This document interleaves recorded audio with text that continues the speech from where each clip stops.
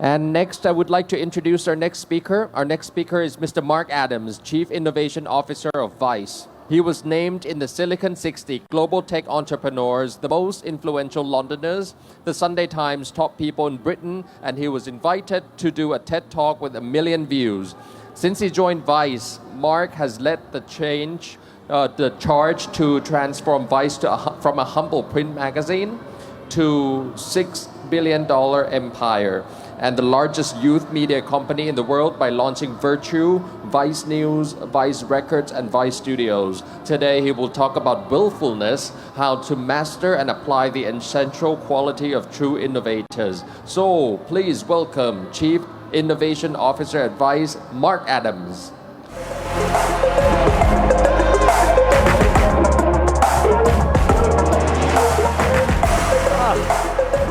Hello, hi. Hello, most important person. Guys, I know it's the end of the day. I know it's quite loud. I want to give as much value as I possibly can with the short time I have. So I wanted to tell you about what I think about this cult of people who actually do innovation, not just talk about it. Because everybody loves to talk about innovation, but very few people actually manage to get stuff done. So I wanted to show you what I think the system is for this. So, first things first, let's play a game. Add me on LinkedIn. Just look for Mark Adams Vice. Thank you. And then I'm going to ask you some questions while we do this, and you can hit me on LinkedIn and we can find the answers. So, one more thing. Text a friend, I like this, ask them to name one thing they value about you. So what is it that people that know you say about you that is a nice thing? Not the bad thing, the nice thing that they say. My story began, I used to ask this question all the time when I was working with celebrities. So I worked with people like Madonna and Lady Gaga, and I had a crazy job, which wasn't really a job. I was the chief digital officer of the biggest talent agency in the world. So basically my job was meeting actresses, actors, celebrities, famous film stars, and trying to help them do digital. So this was an interesting experience. And everything that I learned, that I'm going to teach you guys today, I learned from working with these kinds of people. I'm going to show you a little video about Vice now, because I know that we're quite new to the region, and it's so exciting for us to be here.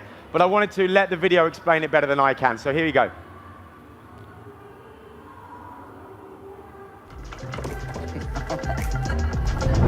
Why are we here?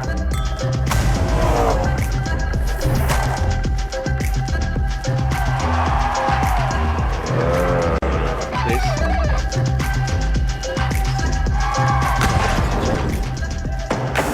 Did it go down? We'll just make it look like it's really busy. Moondog? You look like shit. I look like I always look. Are you accusing the CIA of murder? The CIA is not authorized to do anything like what you've seen in those photos. Fire festival, baby. Here we go. It was the coolest party that you'd ever seen advertised. Oh my God. New York City, you wanted a ball! Cheers, guys. Cheers. It's a mermaid tail. You want to try it on? No. We're going to visit these one-star review spots and see if they're just misunderstood. I like it. This is going to be the site of the fictitious restaurant The Shed at Dulwich. I want to get to #1 on TripAdvisor. Yeah, it was a good experience. I'd definitely recommend it. It's #1. So I'm about to 3D print a human ear. Wow. Why don't we recycle energy? We would like people to be recycling their fuel the same way they recycle other things.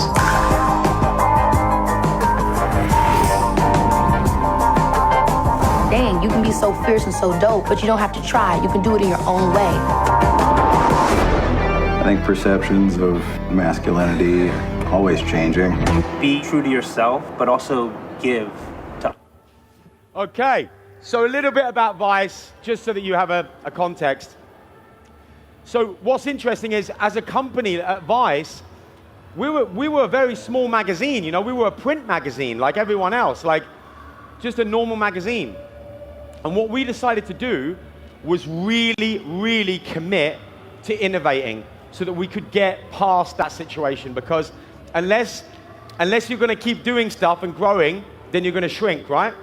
So we would say, right, let's launch news, let's launch TV, let's launch an agency, let's buy our biggest competitors.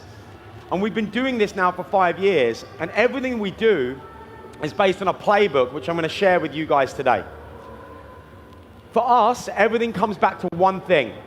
If you're not growing, you're shrinking as a company. So you have to keep growing. You can never stop. You have to be paranoid, and when you start to relax, you die, right? So what we say is, this is our kind of playbook, and we very much live by this and try and make this a reality every day. It's not easy, but I wanted to share it with you guys, and I hope it will be useful for you. So, here it is. We're going to go through it step by step, but I hope it will add value to whatever you're doing, whether you work at a brand, you have your own startup, you're thinking of building something.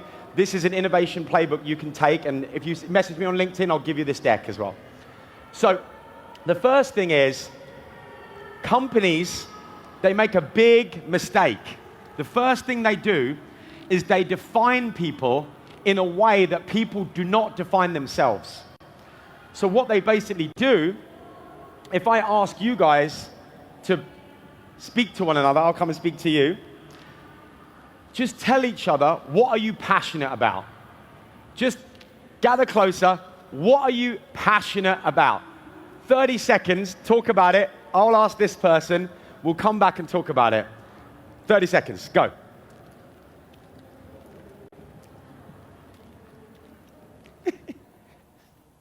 What are you passionate about? Yoga. Why? Yeah? Okay, good. Electronic music. Okay. So what's interesting is every single room that you walk into is a cluster of people who are passionate and feel strongly about things. Some people love business. This lady said yoga. For me, it's electronic music. Like everyone in London wants to be a DJ, right? That's me. But whatever it is that you guys are passionate about, I guarantee you're not alone. So I guarantee there's someone else in this room who loves yoga as well. It's not me, because I don't know how to do it. But okay, this person here. Cool. So you guys can chat, right? And maybe there's someone who likes electronic music. And that's the person that I will probably find and have a good conversation with, right? But here's the most amazing thing. The internet has made this metaphor of this room infinite. Infinite. So no matter what I want to do or what strange things I love, I can find other strange people like me who want to talk about those strange things. And that's a miracle, actually. It's also a curse, right? Because it also means that if you want to be into some very strange and bad things, you can find those too, right? But the internet is so simple. The internet is an interconnected series of networks. That's all we have to remember. If we can remember that, we can stay sane. And so I just chose these because last night I was looking at this. 3 hours of water sounds. Are you ready for this? How many views do you think this has had? 48 million. Now, if you work for a brand, or you work for an agency, or you have your own startup, or you're thinking of doing something like that, remember this. Remember that when you leave people alone, they come together around the things they love. They just do naturally. They do it naturally. For me, it's electronic music. This is a big festival, electronic music festival in Belgium. Yeah, you know, me and you. How many views has this had? 103 million. This doesn't make any sense. Think about this. You work for a brand. How many campaigns have you run? Or if you work for the government, How many campaigns have you run with 103 million organic, not paid for, organic views? So what happens when you realize this? Something really awesome happens, because you think, actually, these social networks, they're just living organisms. They are literally human beings coming together to form little tribes. And I was very, very lucky. I worked with a lot of famous people, but one of the people I worked with was President Obama. And this was the day we announced that President Obama was going to run again for the presidency. And you can see all these different groups lighting up. These are the different tribes connecting around that piece of content. And those lines that you see coming out, that's people sharing that content. So what you realize when all of this, and I mean this with love, right? All of this stuff that we see around us, it's all bullshit. Ignore it. What you should concentrate on all the time, focus on every day, is the word network. Everything is a network. And you can see it here. And we call at Vice, when you let networks come together themselves and find each other, we call that a tribe, a tribal network, right?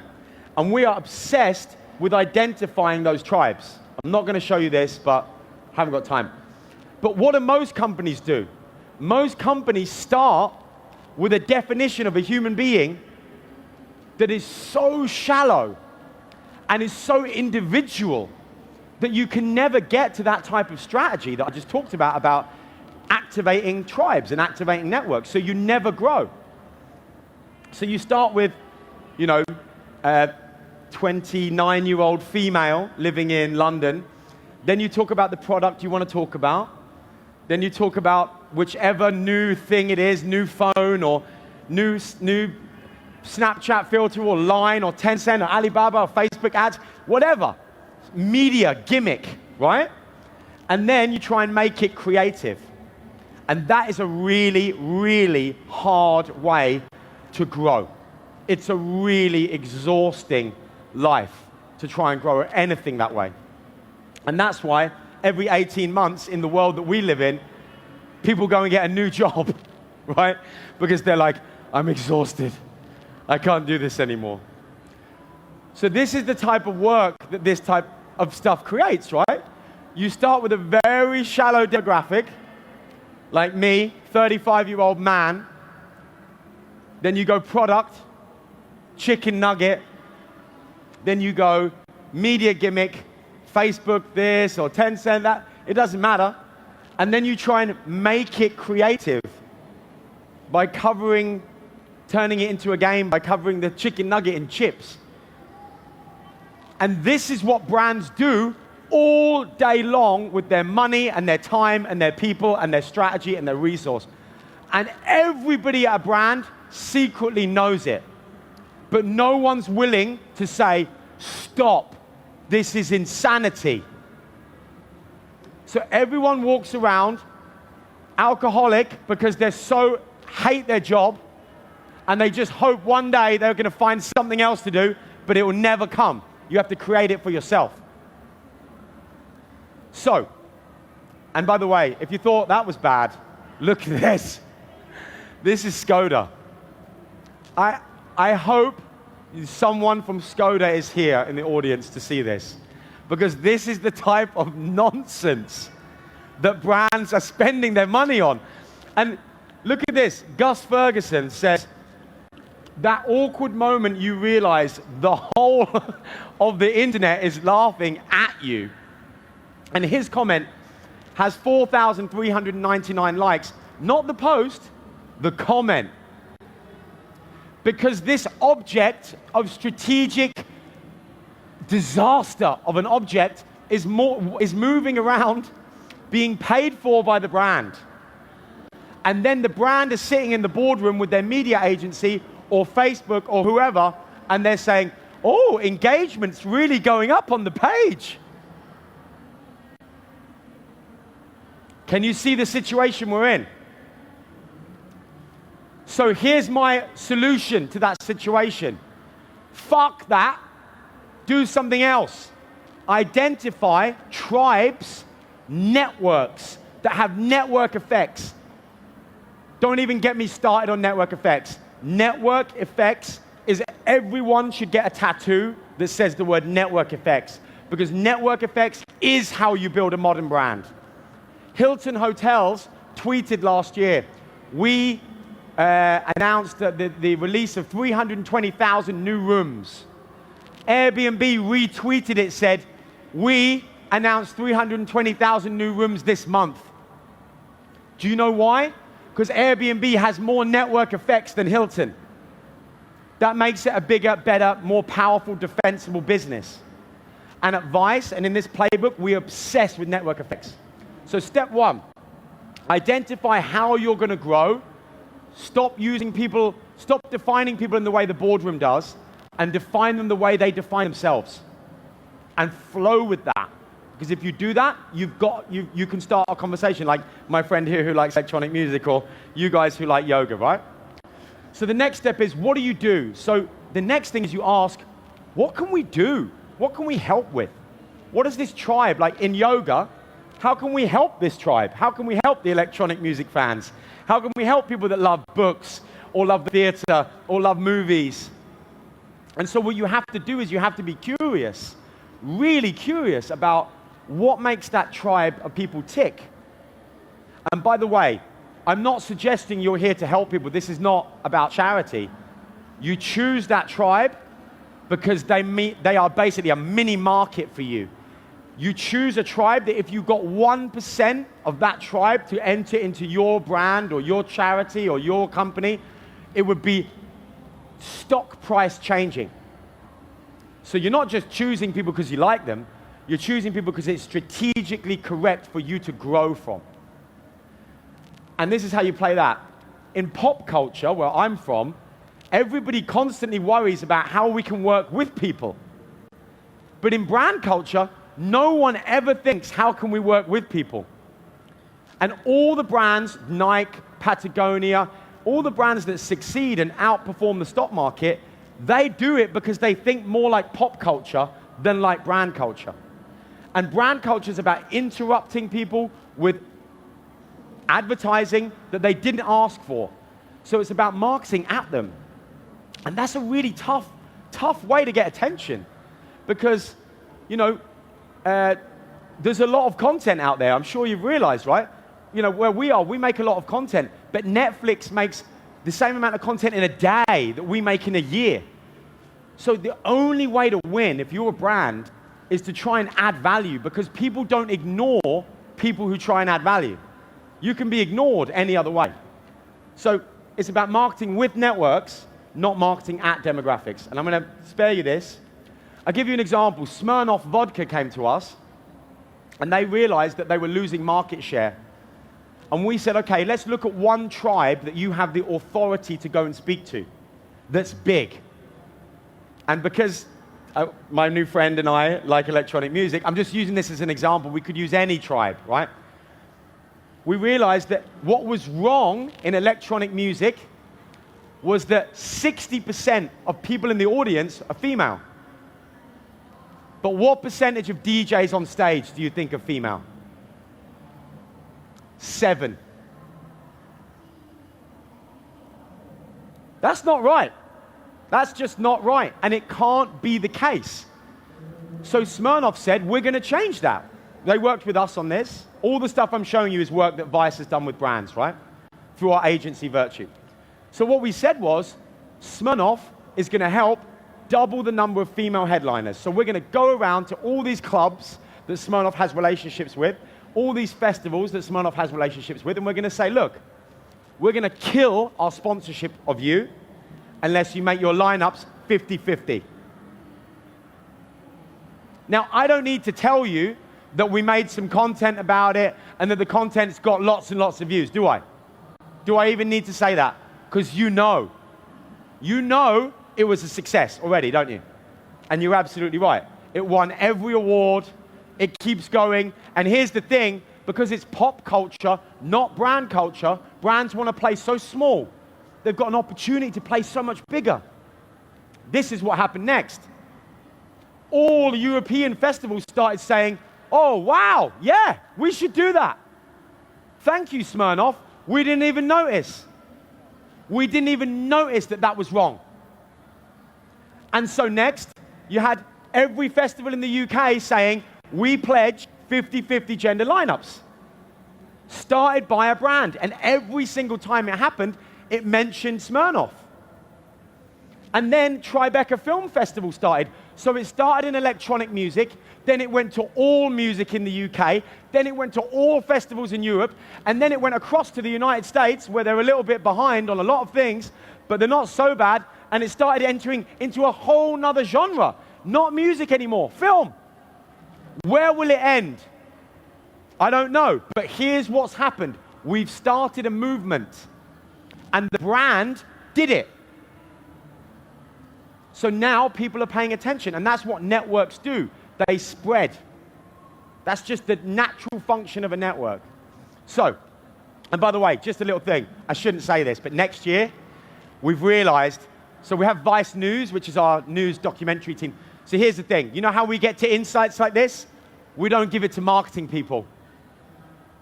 We give it to investigative news journalists. Because investigative journalists don't think in the boardroom. They think in culture. And they come back with insights that blow the boardroom out. The next insight, we did an investigation into why no female DJs ever ended up on stages. And you know the answer is so interesting.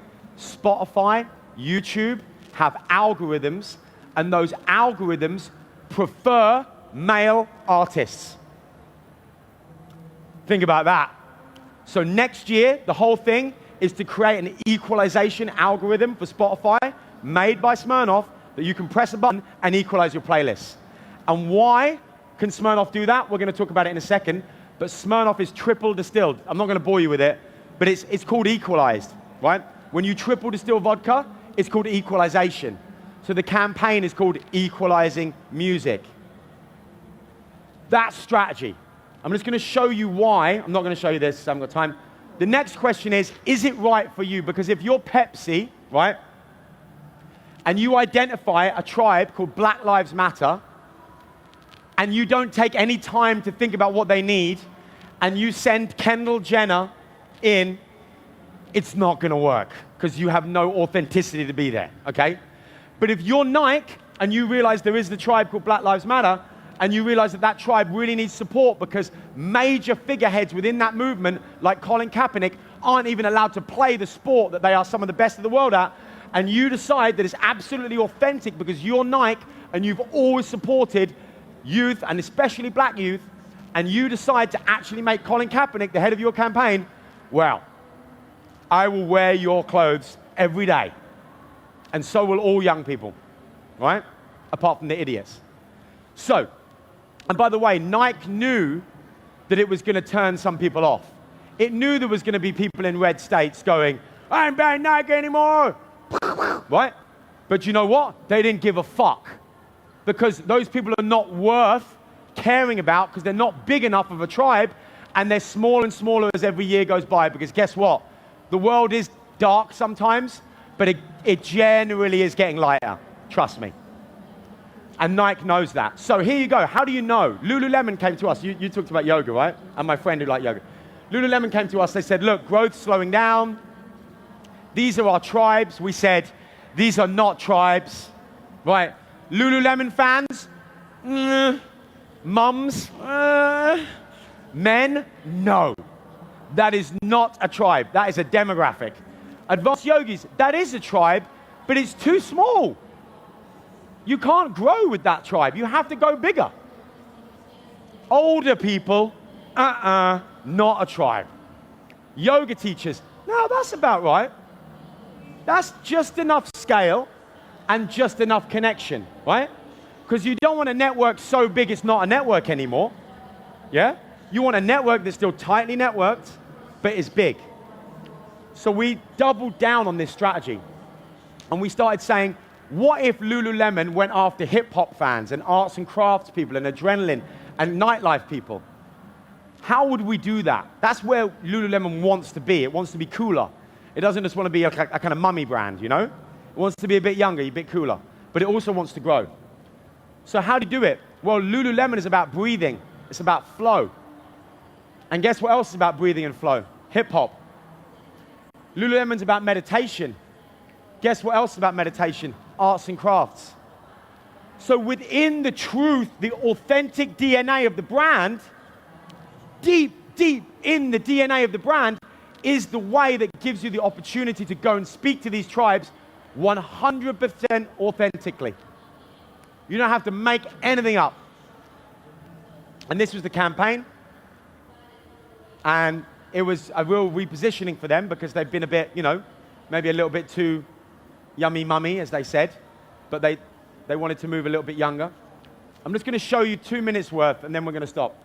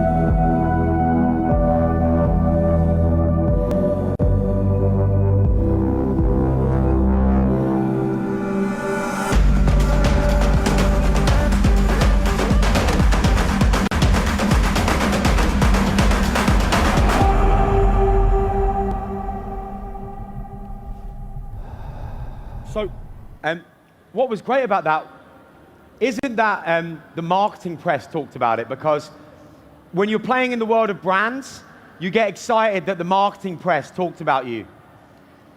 No one else cares about that. What you want is Time Magazine and The Guardian and The New York Times talking about you, because you're pop culture, not brand culture.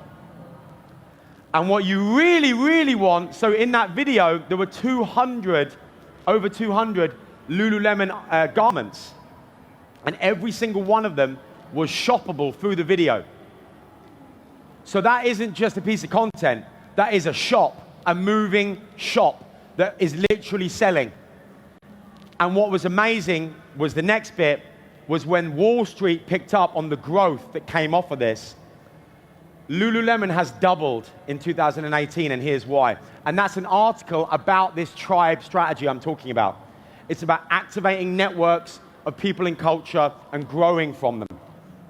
Forget Nike, Lululemon is strong. Lululemon is hot, and it could get hotter. Because the most amazing bit was the CMO of Lululemon said to us, we've just done this with 10 tribes. How many more tribes could we do it with? I said, how many more tribes have we got the authenticity to do it with? That's the only question. Potentially hundreds. And so this article is the Lululemon CMO saying we're just starting. This growth journey is just beginning. And then why Lululemon Athletica stock climbed 29.2% in August. So I'm not talking about fun stuff here, guys. I'm talking about hard fucking core market share, psychopathic growth. That's what I'm interested in, and frankly, that's what you guys should be interested in. Okay, the next question is, most brands come to Vice and they say, we want to make some content. And then we say, okay, but what we should say is no, because you haven't done anything to earn the right to make any content about it. It's like, I wouldn't make content about my journey in the taxi on the way here. I haven't done anything.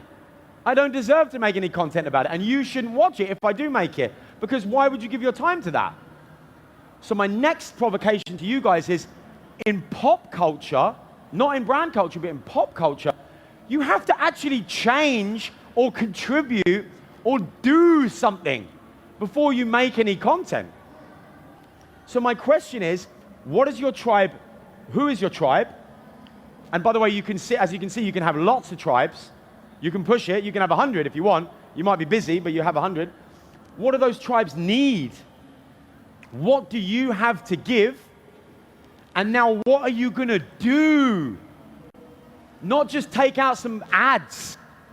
What are you actually going to do? So Patagonia, I'm not into the outdoors life. You can probably see I'm more of an indoorsy kind of drinking kind of person.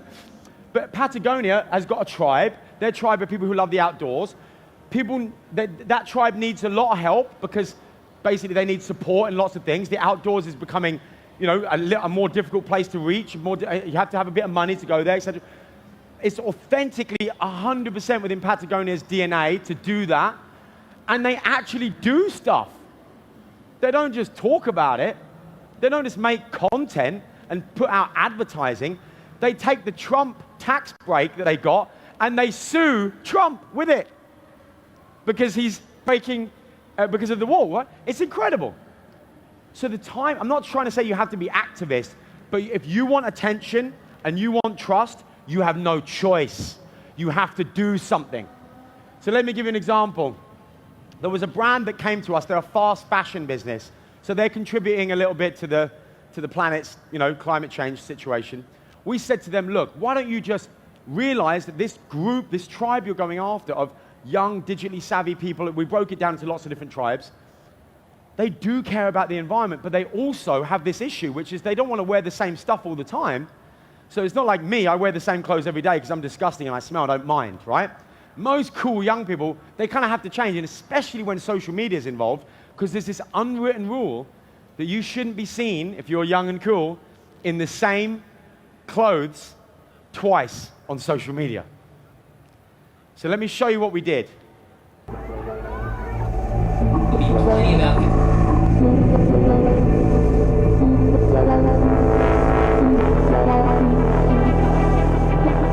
Our generation lives in a paradox. On one hand, we love to express our style and creativity online. On the other, we want to reduce all the production waste that has a negative impact on the environment. A paradox caused by the unwritten rule that we can't be seen online in the same outfit twice. So how do we secure a better future while maintaining our creative output online? With a digital clothing collection, a series of virtually fitted fashion items that you only wear in digital space. This is how it works.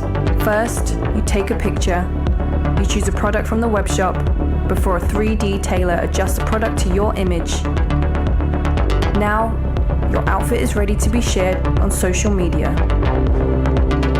This is a new way of expressing our fashion creativity without leaving a negative footprint on the world.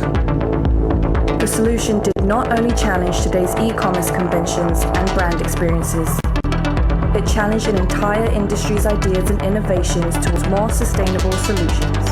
And once the webshop was open, the newest fashion phenomena traveled across the globe. Dels er der jo det miljømæssige aspekt i, at I faktisk ikke producerer tøj. Gör de ju under hashtaggen address the future. They are one of the few brands that have a creative approach to this problem.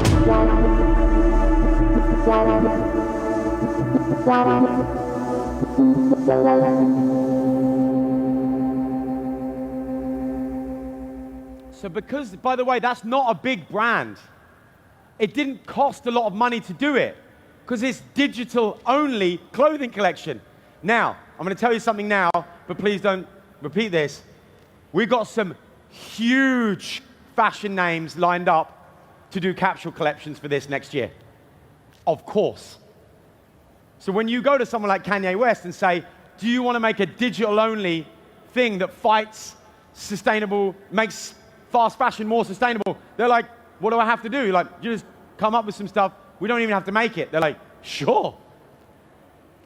It doesn't have to cost you all this money. You just have to have a true service attitude that you want to give, right? So look, we're coming to the end now. My question to you now is, because I want you to be thinking one thing, okay? This is what I want you to think. I want you to think, I like the sound of this, but it still feels a little bit niche. It still feels a little bit small because I work at P&G or I work at Unilever and I need to speak to everyone, right? But let me help you. You can speak to everyone, but you can't market with everyone, right? You have to choose who you market with, and those people become part of your equity. Like, I don't know if anyone watched like Game of Thrones or something, right? But like, I got so bored of people saying to me, you have to watch Game of Thrones. I started thinking, are you being paid to say this? Like, are you literally being paid by HBO to say these things? Because why do you keep wanting me to watch this TV show? And that's the people that HBO are marketing with, right? They're out there doing a job for you. And that's what pop culture is all about. When we're building Lady Gaga, we're not trying to think how many ads can we take out. We're trying to think how can we build the tribe of Lady Gaga to be so powerful that that will spread the Gaga message everywhere, right? So my next point is, how do we go beyond, even if you do think that stuff is niche, which by the way it's not, but even if you do, how do we now finish with something that is mass? How do we make it famous? So I'm just going to give you an example. We did this for a car company. I can't say who it is yet, but it's a very, very big car company. And we were going after a particular tribe. And I'm going to show you the work, and then I'm going to shut up.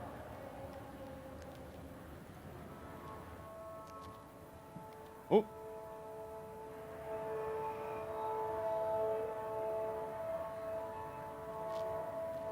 Although I have typically female biological sex characteristics, my gender identity is non-binary.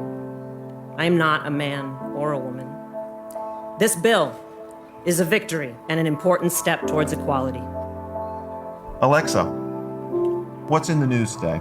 California begins issuing state IDs with a third gender Colorado option. becomes fifth state to allow third gender on licenses. Germans can now choose third gender option on legal records. Colorado becomes fifth state to allow third gender on licenses.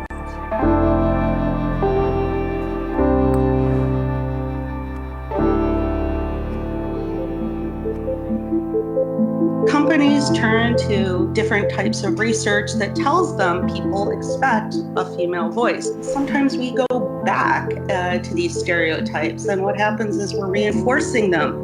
We're not changing them. There's no reason we can't have more options.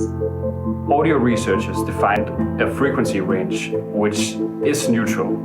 We recorded several voices, worked on the pitch, we worked on the format filter, and we worked on the tone of the voice. We tested several different voices on thousands of people to create a gender-neutral voice. Yeah, society always wants to put you in a box. I hope that people would not assume gender based on voices more in the future.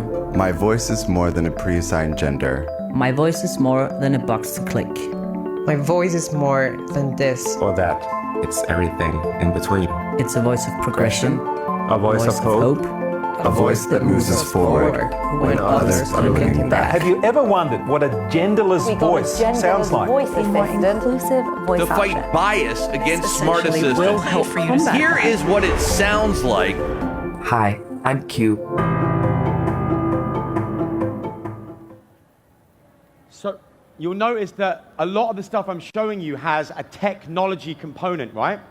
Because it's communication, but it's no good just leaving it in that comm space.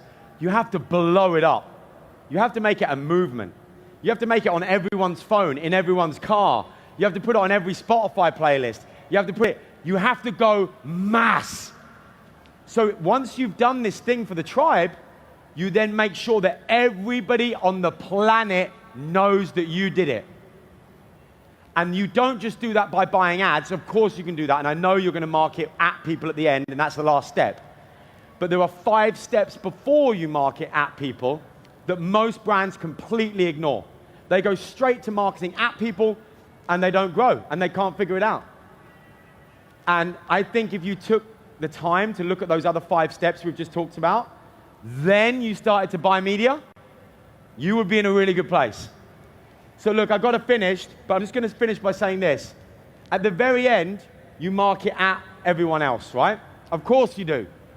Of course you do. No part of what I'm saying is make your marketing more niche. But I'm saying if you build something with people, and then you let them spread it, and then you tell the story of what you did together, I promise you, your life and your job will become 10 times more fun, and I promise you growth. I literally promise you that your company will start growing. And if I'm wrong, I'll give you a job. Right. Final thing I'm going to say. Nobody that I meet in a brand or an agency actually knows how to tell a story. This blows my mind, right? So what they do is they say, we need to make some content. But anyone makes content. Like in London, you're never more than maybe 5 meters away from a rat, right? Because the major cities are like that, right? There are rats everywhere. But I promise you, you're never more than 3 meters away from a content creator. Everyone in the world is a content creator, okay? So being a content creator is like being an Uber driver. It's not really a really highly valued skill. Like I've got an uncle who's an Uber driver, but I wouldn't pay him crazy money. Like it's a commodity. So content making is a commodity. So what are you going to do about that? You have to go one step beyond this. When it's time to tell the story about what you did and what you earned and what you achieved and what you built with that tribe or many tribes, don't just make some content. Either you guys or work with partners that can tell a story. And I mean a Netflix level, cinema level story. And basically, I'm going to finish with this. Stories always begin with a hero or heroine who's in the comfort zone, right? So it's like Hobbit lives in the Hobbit world, right? Very comfortable, right? Then there's a call to growth and adventure.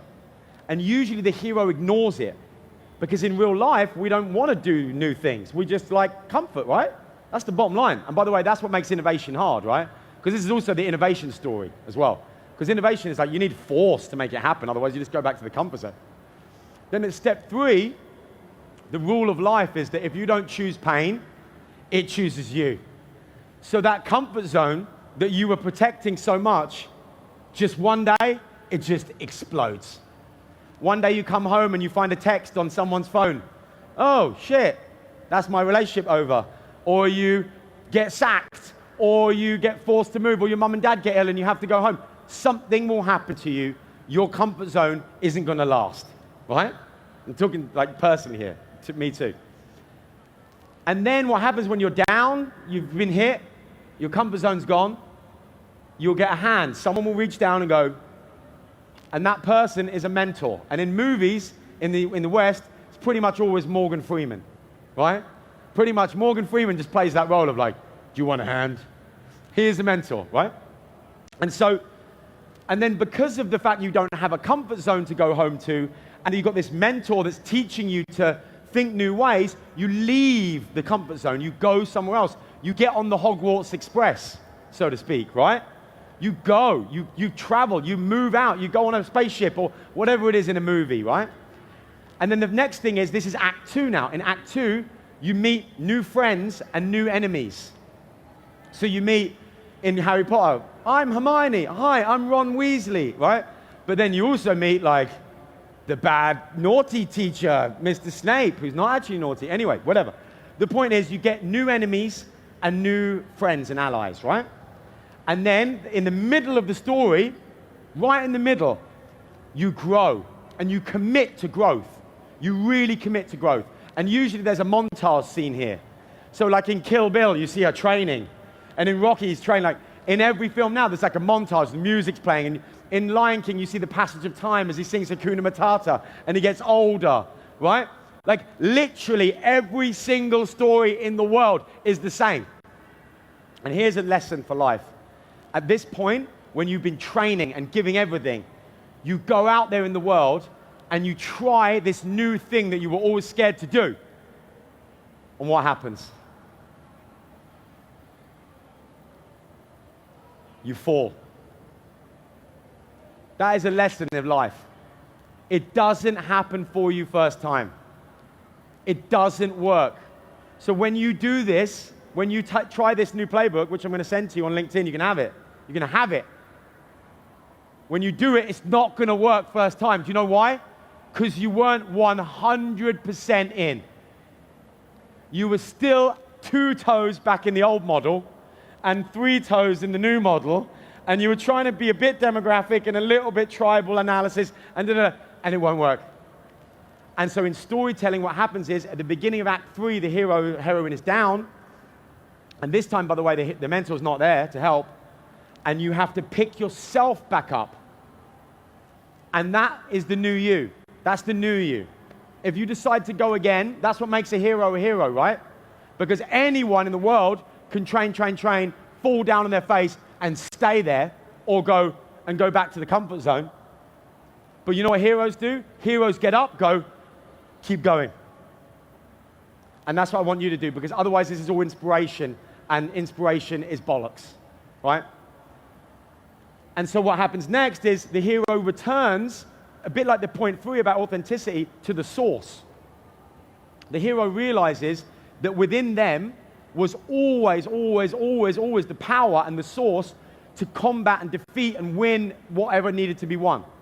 But they just didn't see it yet. And so there's this moment where every hero, every person goes, oh, and that is why I asked you guys at the beginning to think about something or text someone, and I got some lovely, lovely messages. I'm not going to read them out, but some people sent some lovely stuff. I might read one out. And basically, that's why I asked you guys, what would people say about you would they value about you? Because it's staring you in the face. Maybe you're extremely kind. Maybe you have time for other people. Maybe you're a listener. But whatever it is, that is what you have to give. And so at the end, the hero returns to where they started from the comfort zone after they've won, because they found what they needed to win, which was there all along. And then they take a new role in the world. So Harry Potter takes his son to platform 9 3/4 and sends him on the Hogwarts Express, right? And guess what you become then? You become the mentor. So the person that goes around the wheel again, that's someone who's been around before, and they're now a mentor, right? So look, the reason I'm telling you that is because it's a little bit of a way to wrap up, but also that's how you tell a story. That's literally how you tell a story. And yet I see brands spending millions on content every day, and you can clearly see they don't even know what the rules are. Because they must, I don't know, but it's insanity. So, this is Cinderella, but this is Fight Club. You literally cannot find a film or a piece of content that's really, really famous that doesn't live by this. So look, I'm going to finish with this. Thank you so much, but I think it's this. Define people the way they define themselves. What do they need help with? What do you actually have to give? Do something to earn attention. Don't just make content. How do you turn it into a mass, famous movement at scale? And then how do you tell the story of what you did in a way that everyone goes, oh my God, and market at everyone else? And then you have my permission to go and speak to the platforms and buy some fucking media. So, what do people value about you? I'm just going to read one because it's so cute.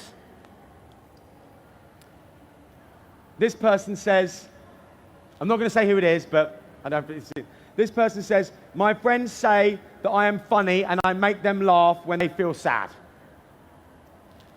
You should do that. Go home, ask people that love you, that know you, why? Why do they spend time with you? What do they value about you?